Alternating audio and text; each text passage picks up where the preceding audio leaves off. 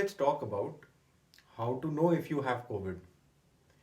तो कल ही मेरे को मेरे एक कोलीग एक फ्रेंड का फ़ोन आया था कि उनकी वाइफ ने 2 बार छींक दिया और वो कंसर्न थे कि उनको कोरोना है कि नहीं.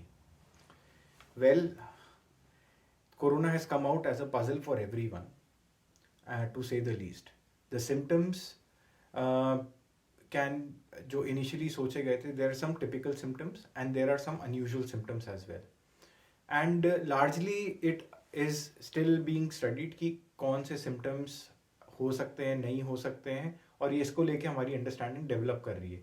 क्योंकि कोरोना एक बार आपकी बॉडी में जाता है, फिर ये कौन से ऑर्गन्स को अफेक्ट करता है उसके हिसाब से सिम्टम्स आते हैं.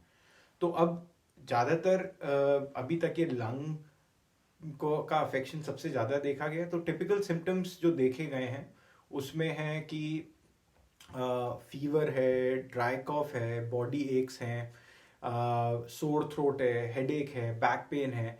तो ये वायरस और उसके साथ का जो इन्फ्लेमेटरी प्रोसेस है उसके साथ जुड़ा हुआ रहता है. इसके अलावा देखा गया है कि ब्रीदिंग डिफ़िकल्टी जो बहुत सीवियर डिजीज़ में हो सकती है, और या फिर ब्लड क्लॉट्स और ब्लीडिंग डिसऑर्डर्स. कई पेशेंट्स को डायरिया, लूज मोशन, और किन्हीं को कुछ स्किन की प्रॉब्लम्स भी हुई हैं.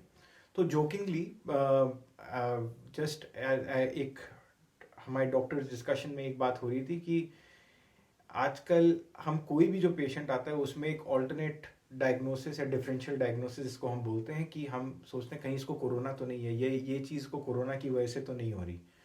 तो थोड़ा कंक्लूजन में बस ये बात आई थी कि शायद प्रेगनेंसी और फ्रैक्चर ही ऐसी 2 कंडीशन बची हैं जिनमें शायद कोरोना का रोल नहीं है. तो इट इज़ डिफ़िकल्ट टू से. अगर आपको थोड़ा क्या कौन से सिम्टम्स हैं, जैसे बताया कि कुछ टिपिकल सिम्टम जिसमें कि fever, loss of smell, sore throat, dry cough, या थोड़ा अपसेट टमी भी है.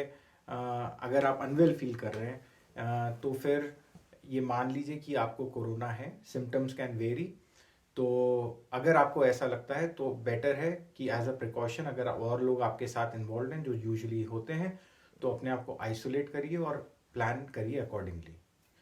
पर अब बात ये आती है, मेरे को अब सिम्टम्स है तो मैं क्या करूं, टेस्ट कर रहा हूं. तो देखिए, स्ट्रिक्टली स्पीकिंग, देखिए टेस्ट जो अवेलेबल है मार्केट में उसमें एक RT-PCR है जो कि सबसे कॉमनली यूज होता है. तो स्ट्रिक्टली स्पीकिंग, अगर आपको माइल्ड डिजीज है, आप अकेले रहते हैं, आप अपने आप को आइसोलेट कर पा रहे हैं, तो as such test will not make a difference to your medical management. आपको सिम्टम लगे, हल्का सा बीमारी लग रही है, हल्का सा बुखार, और या थोड़ा सा और माइल्ड होते होते, और आप ऑनसेट से आप अपने आप को 10 दिन तक आइसोलेट करें, ठीक है, ना किसी को मालूम चला, and it all passed of well. But it is required when there are other people involved, mostly for logistic and management reason, and maybe required for medical reason when it is required for admission in a hospital if you have severe disease. So ये देखिए कि availability कैसी है. आजकल test के reports delay भी हो रहे हैं.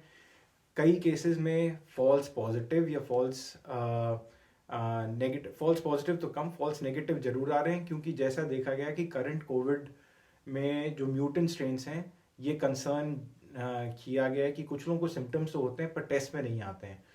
तो कि जो म्यूटेंट स्ट्रेन्स हैं, क्या वो टेस्ट पकड़ नहीं पा रहे हैं, या वो टेस्ट को हमको और रिवाइज करना है. Now these are all questions, इनके आंसर्स अभी नहीं हैं. तो अगर आपको बेसिक तौर पे, अगर आपको कोविड के या आपको अभी इस टाइम पे कोई भी सिम्टम्स लग रहे हैं, तो अपने आप को अकॉर्डिंगली आइसोलेट करिए. बट और उसके बाद के जो टेस्ट हैं, मैं ये भी सबसे एक जो चीज़ मैं देख रहा हूँ कि लोगों को कोई सिम्टम्स हुए नहीं, अभी 2 दिन बुखार के हुए नहीं, और एक्सरे या फिर CT कराने के लिए जाने लगते हैं. इन सब में रेडिएशन का रिस्क रहता है. आप हॉस्पिटल जाते हैं, अपने आप को भी, अगर आपको नहीं है तो शायद आपको तब हो जाए जब आप हॉस्पिटल जा रहे हैं, या फिर अगर ब्लड टेस्ट के पीछे भागने लगते हैं.